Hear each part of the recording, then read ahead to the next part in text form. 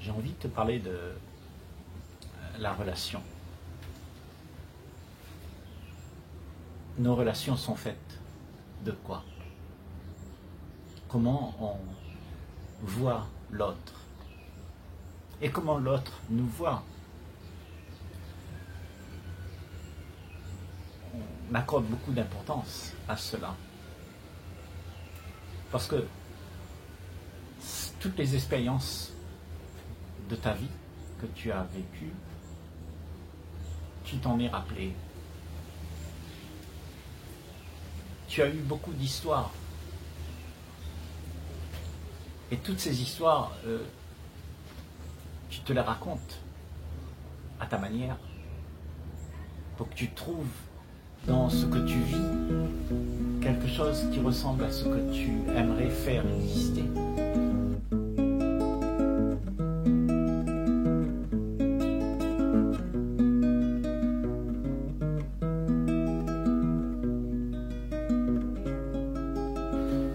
Parce que faire exister ce qui est inconnu est quelque chose qui ne t'est pas accessible. Parce que ce que tu es, c'est un paquet de connaissances de tout ce qui fut. Donc l'inconnu reste étrange, reste un mystère à ce que tu peux comprendre. Tu ne peux pas définir l'inconnu. Donc tu l'imagines.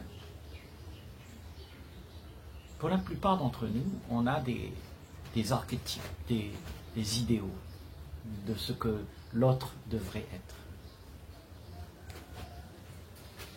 Dans l'homme, il y a la femme idéale, ce côté féminin qui rêve de voir en soi quelque chose de merveilleux. Et du côté de la femme, il y a aussi cet archétype de l'homme idéal qu'on voudrait mouler à ce qu'on a compris. C'est-à-dire toute l'existence nous donne des éléments, des choses qui devront être répétées. Parce que ce qui est répété, c'est réconfortant. Donc on a imaginé l'homme idéal avec tout ce qu'on a vécu. Parce que la vie, elle se fait ainsi avec le temps. Et dans le temps, on apprend qu'est-ce que c'est être mère, qu'est-ce que c'est être une jeune fille, parce qu'on a vu d'autres mères, on a vu d'autres jeunes filles. Et on se calque sur l'idéal de ce que ça devrait être. C'est pour ça que nous avons cette idée de comment la vie devrait être, comment l'autre devrait être, pour que je puisse être assouvi par l'idéal que je connais, que je me suis fait de l'autre. Donc je cherche tout le temps quelque chose qui va me donner un peu de plaisir à la conclusion que je me suis faite. Donc toute cette idée de comment j'aimerais voir les choses, c'est à fleur de peau. Donc je contrôle, je moule. L'homme que j'aimerais avoir, je le moule, parce qu'il n'est pas comme j'aime. Il faut qu'il soit contrôlé, arrangé, pour qu'il puisse arriver à être ce que j'aimerais voir. L'idéal que j'ai de l'autre. Parce que autrement, je vis malheureusement quand ce n'est pas à mon goût. Et tout ça, c'est fatigant parce que j'essaye toujours de contrôler, d'arranger. Et c'est ce qui se passe dans la vie de la plupart d'entre nous. C'est que nous voulons arranger les choses pour qu'elles soient au goût de tout ce que je rêve. Ou tout ce qui a été donné par l'inconscience collective. C'est ce qu'on rêve. L'inconscience collective nous fait rêver d'une vie avec ce que l'on a rêvé. Et on voudrait que ce soit existant. Mais en réalité, ça ne peut pas l'être, puisque c'est une projection de ce que le monde entier avant toi a donné pour que tu puisses avoir un archétype de ce que tu crois devoir être la réalité.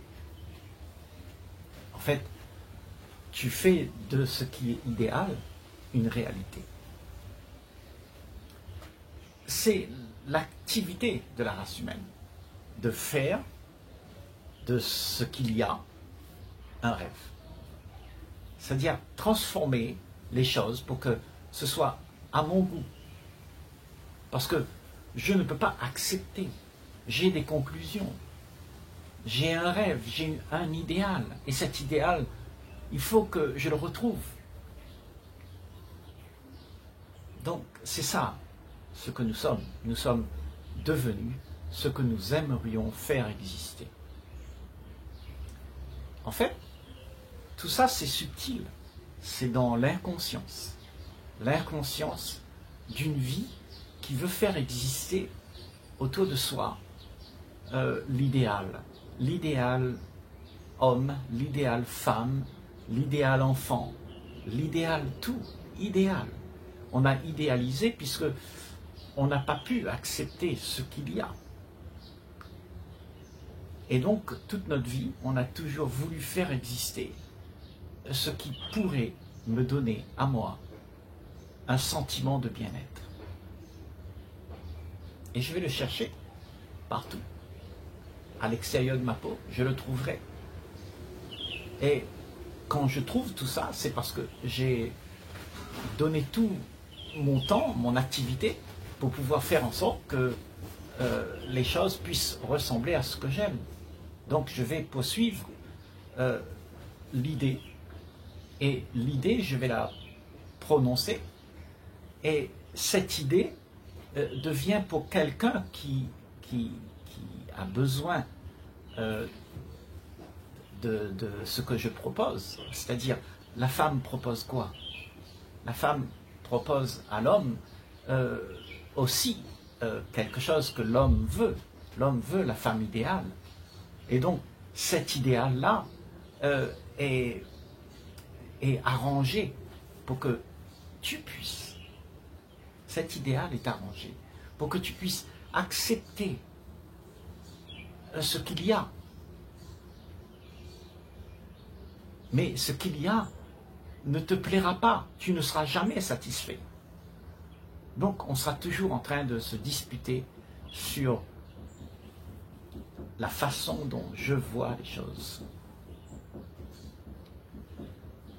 Je te vois belle, je te vois sincère, je te vois comme tout ce que mon rêve est. Je voudrais que tu portes telle chaussure, telle robe, tel pantalon, telle chemise, parce que je t'ai vu comme ça. Je te vois comme quelqu'un qui est mon idéal. Donc je façonne mon idéal, je le moule tout le temps à ce que j'aimerais faire exister pour que je sois content de ce que je vis. Et tout ça fait que l'homme est au service de l'idéal de ce que la femme pense de toi. Donc tu vas te mouler à ce que la femme attend de toi. Tu seras à son service. Tu vas tout faire pour que tu lui plaises. Et en fait, pour la plupart, ce qu'on vit là, on vit le rêve de quelqu'un. Mais on ne vit pas ce qu'on est. Ce qu'on est dilué dans faire plaisir à quelqu'un pour que l'autre puisse profiter de ce qu'il attend de toi. Donc on rêve d'une vie, on rêve que quelqu'un puisse venir et puis me donner tout ce que j'ai d'idéal. J'attends cela de toi. Et en fait, l'homme devient dépendant de ce qui est attendu de lui. Parce que pour avoir le gain du plaisir qui est attendu, ben, il faut que tu sois dans les règles de l'art. Tu sois moulé comme la norme le prescrit. Donc, toutes les idées que nous nous sommes faites dans l'existence nous a menés à avoir une relation où on attend quelque chose, on essaye de contrôler, on essaye d'arranger pour que les choses puissent être au goût de mes conclusions. Tout ça, ça fait que tu ne vis pas la vie. Tout ça, ça veut dire que tu es absent d'être là. Tu n'es pas là. Tu n'es pas celui qui est là. Tu es celui qui fait semblant d'être là pour plaire.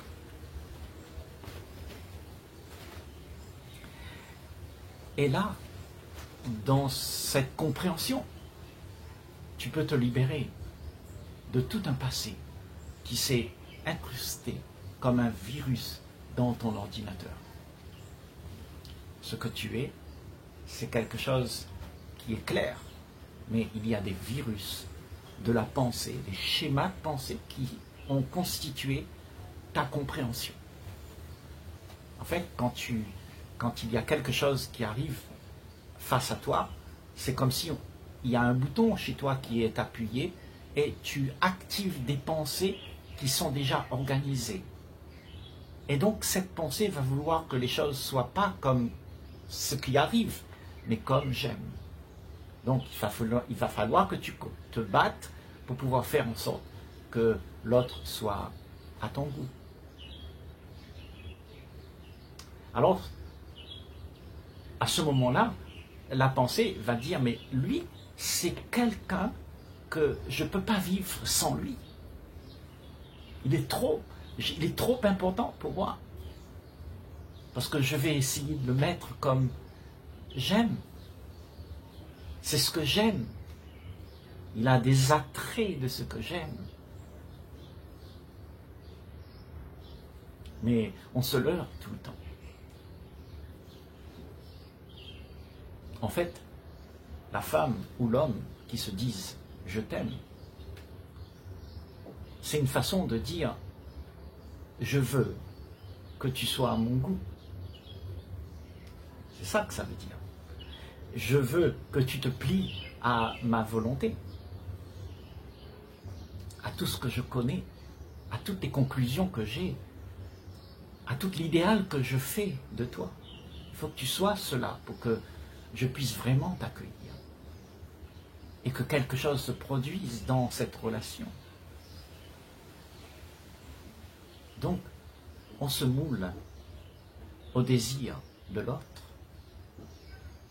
pour ressembler à ce que l'autre attend. Et en fait, on s'emprisonne les uns et les autres dans une version de ce qui n'est pas nous, une version idéale de ce que le monde attend. Et ça n'existe pas. Parce que ce que tu es pour de vrai ne peut pas se mouler. Parce qu'en se moulant, il n'est plus authentique. Il est dilué dans le rêve de comment il devrait être. Ce que tu es unique. Et quand tu abandonnes le vouloir de quelque chose, tu abandonnes le paraître, parce que tu veux, donc tu parais pour pouvoir avoir. Donc tu abandonnes ça. Alors tu es celui qui te tient debout sur tes deux pieds. Tu n'as pas besoin de quelqu'un pour te demander d'être ce que tu n'es pas. Parce que la tendance, c'est de devenir ce que l'autre attend.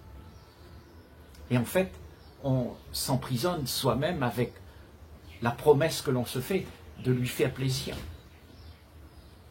Elle est tellement gentille, elle est tellement belle, j'ai besoin qu'elle reste là, autrement elle va partir. Donc je vais lui faire plaisir. Ça, on appelle ça aimer dans notre monde. Mais ça, c'est de la possession.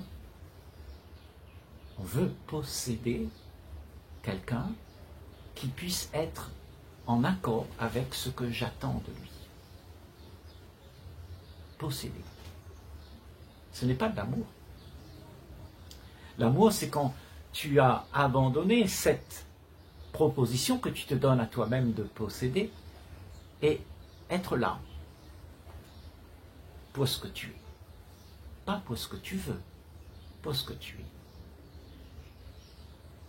Alors peut-être que là, il y a un vécu qui peut se faire d'une autre manière, où personne n'attend rien de personne et où il y a la liberté d'être vrai, de ne plus se raconter des histoires, de ne plus croire que quelqu'un devrait être à ton goût. Parce que ça, c'est toute l'histoire qui t'a raconté comment les choses devraient être, pour que tu puisses être assouvi de la demande que tu te donnes d'avoir. Rien ne peut être vécu à ce moment-là. C'est du paraître, c'est une illusion que l'on se donne d'avoir. La vie idéale que tu veux, c'est une illusion que tu veux faire exister.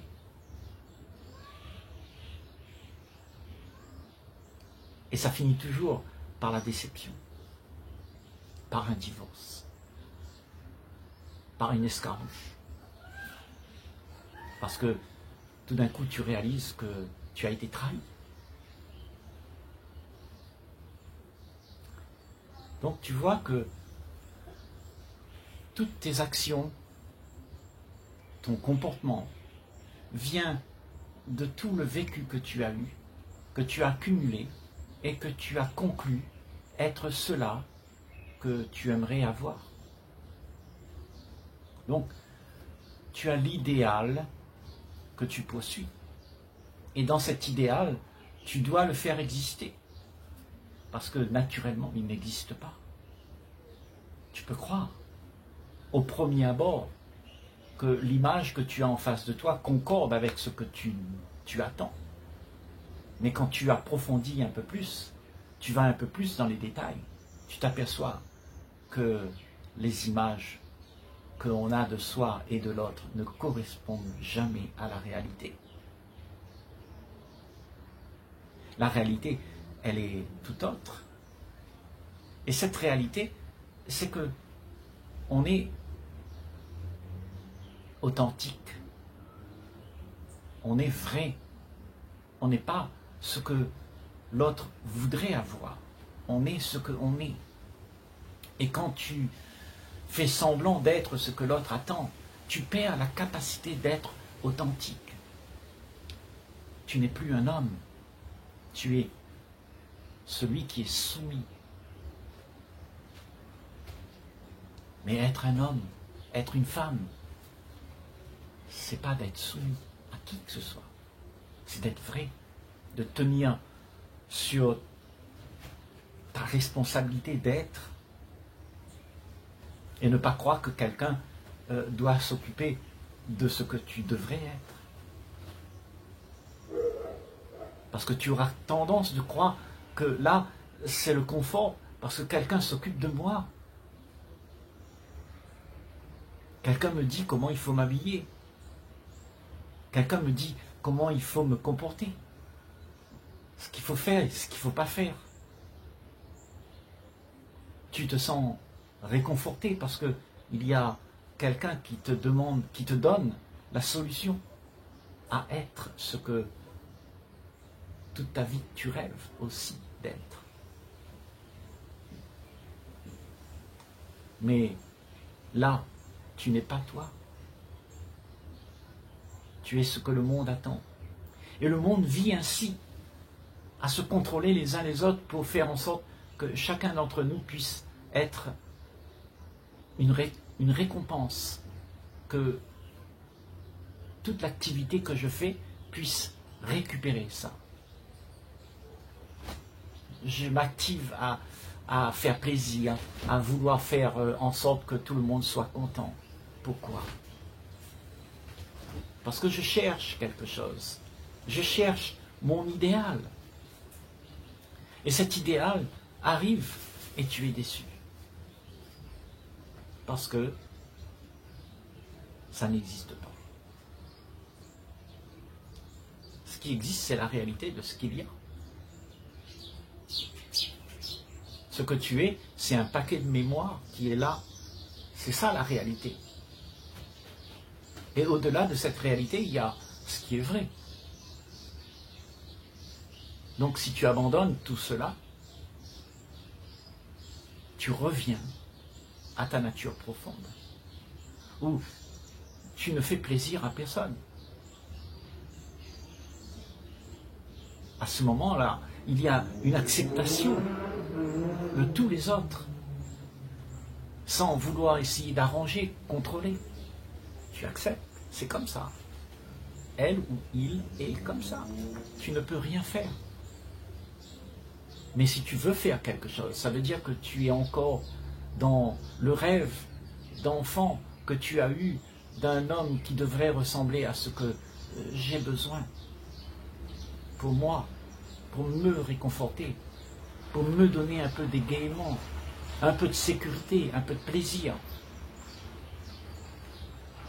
Autrement, la vie, elle semble être monotone, répétitive. Si tu n'as pas un peu d'égaiement pour oublier tout ça, alors tout est terne. Mais quand tu n'as plus besoin de l'égaiement, alors tu es toi-même la source de ce que la joie, elle est. Parce que être vrai, ça veut dire que tu n'es plus occupé avec ce que le monde attend de toi. Tu n'es plus occupé à être ce que l'autre attend. Tu es ce que tu es. Et tu vois, toutes ces décennies que nous avons derrière nous, c'est le façonnage de comment les choses devraient être. On façonne une vie idéale et on la poursuit. En réalisant que ce que tu fais là, de façonner la vie à ton goût, c'est une illusion. Alors, si tu réalises que c'est une illusion, l'esprit retourne en paix. Il n'est plus occupé avec ce qu'il devrait y avoir. Donc il est possible à ce moment-là de vivre ensemble. Parce qu'il n'y a plus moi, il n'y a plus celui qui fait des conclusions, il n'y a plus celui qui veut, qui attend, qui quémande. Parce que ta vraie nature, l'amour, ça ne demande rien, c'est inconditionnel, c'est là, et c'est ça que tu es, dans ton authentique vrai, c'est ça que tu es. Mais on te demande d'être ce que on attend de toi. Donc, quand tu fais cela, ben, tu quittes ta vraie nature pour être ce que tu n'es pas. Et c'est là toute la tristesse de notre planète. C'est que personne n'est joyeux. On a du plaisir, certes, de la rigolade, des activités mondaines qui nous donnent un peu de plaisir, parce que autrement c'est monotone. Donc on cherche la distraction. Mais quand tu ne cherches plus la distraction, ça veut dire que tu es entier, que tu es vrai. Tu n'as plus besoin de rien pour te combler.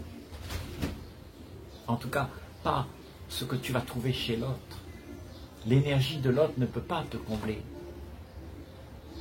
Tu as toute l'énergie nécessaire pour être. Et ce que tu es, c'est l'entièreté. Tu es entier. Tu n'es plus divisé à être ce que le monde attend. Tu es entièrement toi. Et tout ce qu'il y a, eh bien, ça ne peut pas être divisé.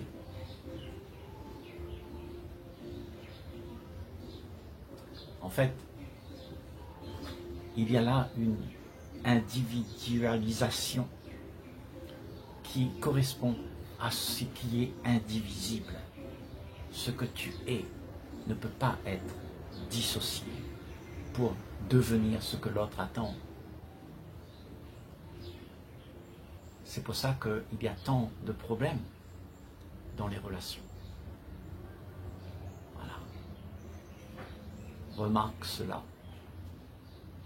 Et tu peux te libérer pour être ce que tu as toujours été.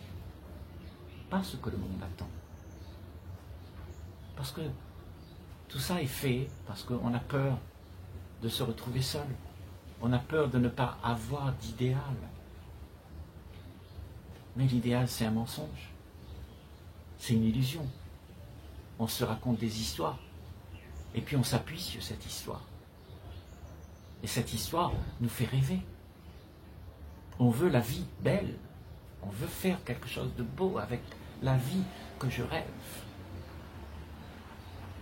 Donc tu ne vis pas la vie.